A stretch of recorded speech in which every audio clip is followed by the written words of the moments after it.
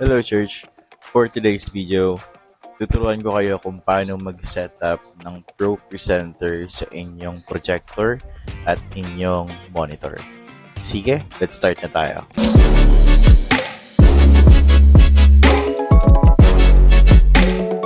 Ang setup natin dito is yung laptop tsaka ang gagamitin nating monitor. So, sabihin na lang natin, ito yung projector nyo and ito yung monitor nyo na naka-display sa church nyo. So, yung gagawin natin, paano natin siya i-connect? So, basically, of course, HDMI. So, make sure lang na yung HDMI connected dito sa monitor or if you are using projector, yung VGA, connected dito. Tapos, pupunta dito sa laptop or computer na ginagamit mo. HDMI or VGA kung gumagamit kayo. Paano natin siya makonect? Open natin yung Pro Presenter.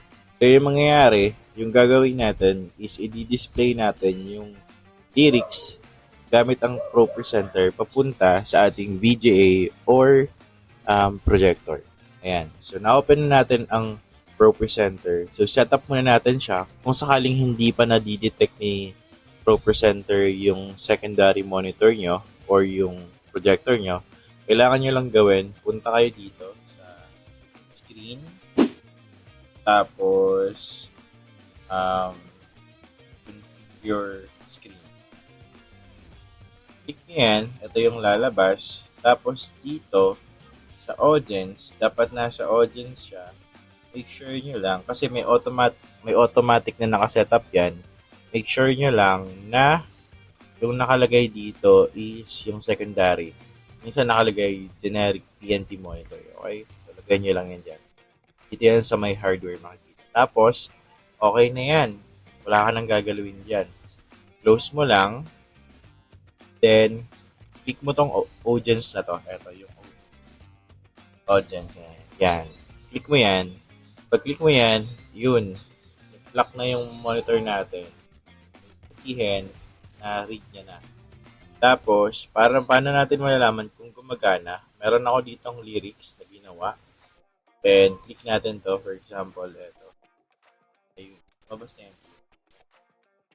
Tapos, ganyan lang siya. Lipat ka na naman. Tapos, ganyan. Yan.